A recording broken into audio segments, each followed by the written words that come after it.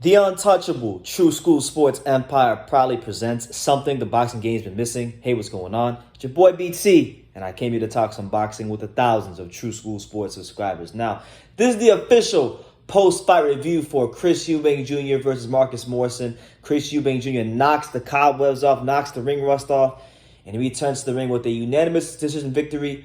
And it was a very interesting fight because coming into this fight, a lot of people, myself included, looked at this as a big mismatch because if you look at Marcus Morrison, he hasn't really even established himself on the domestic level of British boxing. He's lost to Tyan Booth, who is a common opponent with Chris Eubank Jr. Shout out to Tyan Booth, TFL TV, go subscribe to his channel. But Marcus Morrison got his O taken away from Tyan Booth, and I thought this was going to be the kind of fight where Eubank blasted him out of there in a couple rounds.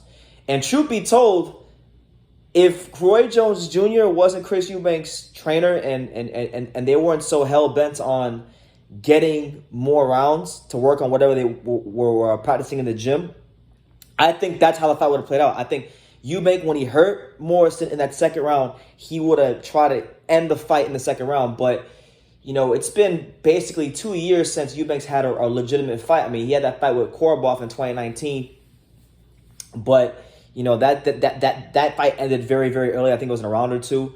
And then he had that fight against... And then early in 2019, he fought James DeGale where he ended his career. So it's been basically 2 years since Eubanks really had a proper fight. And getting these rounds from him are vital. Overall, as far as the new style with Roy Jones Jr., because, Chris Eubank Jr. has been a guy that you can see he trains hard, he dedicates himself, but he never really had a set, defined style. And this fight, the Roy Jones Jr. experiment, I think, was a success. You had Chris Eubank Jr. in the first couple of rounds fighting a much different fight than we're accustomed to him seeing. Chris Eubank Jr., generally speaking, he comes out, he bombards you with a lot of punches, fast, hard, just really exciting bursts of speed and power early in the fight, first two rounds normally. But in the first two rounds of this fight, you saw Chris Eubank Jr. trying to move his head out that center line, feinting Marcus Morrison, jabbing, looking for aggressive counter-punching opportunities with Marcus Morrison.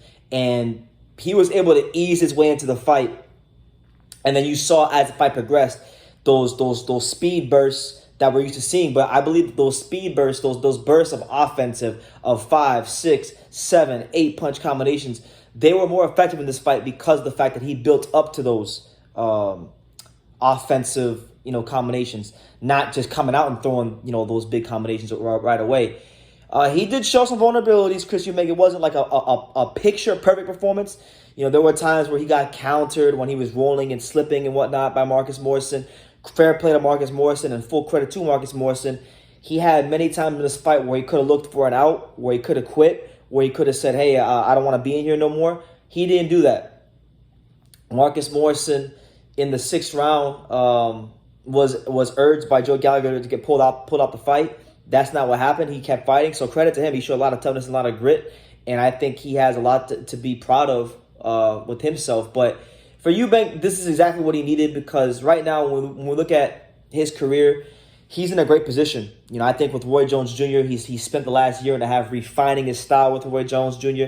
And there were some times in the ring where he looked like Roy Jones Jr. Obviously not as good or as fluid or as great as Roy Jones, but some of the movements, the quick twitch muscles, the counters, the way he approaches counter punching and moving around the ring, it was very Roy Jones Jr.-esque at times. So with that being said, he's in a great position because in the middleweight division at 160, there's some big fights out there for him. Obviously, you have Golovkin, which would be a massive, massive fight, being that Eubank is a big name in the UK. But the fight I think he really needs at this point is, and I think honestly, if this guy can't get other fights at 160, I think Demetrius Andrade versus Chris Eubank Jr. might be the fight because, Eubank has a big name, but he's not like an established top-level fighter like that. Bubu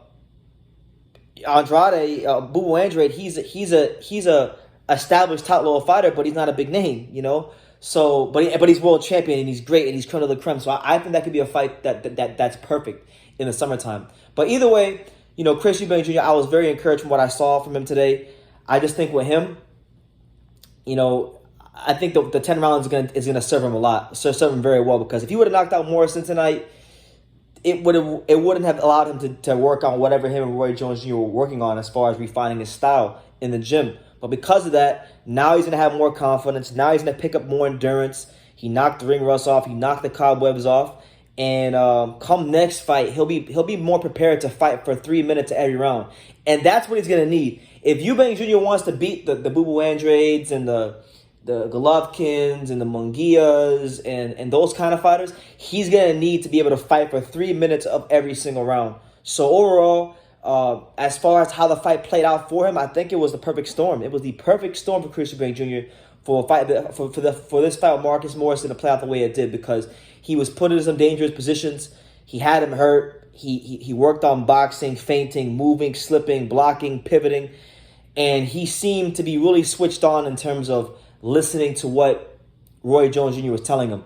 In between the rounds, you saw the eye contact. You saw him listening very intently. And if you were paying attention to what Roy Jones Jr. was telling him while the rounds were going on, and you were watching what Eubank was doing, he was listening to his instructions. And I think for Eubank, that's the best thing that could happen for him, because that was always a problem for him early in his career, in the corner. Now he has a guy that I really believe he genuinely trusts, respects, and that's going to take him a long way as far as his career progressing. But that's my review of the fight. You guys let me know what you think about Chris Eubank Jr. and his performance against Marcus Morrison. Who do you want to see him fight next? And how do you think he fares against guys like Golovkin, Andrade, Murata, Munguia, all those guys? Leave them in the comments down below. Take the time to subscribe. And like I say in every single one of these videos, you can love me or you can hate me. But I'm just giving Daniel. So until next time, take care, guys.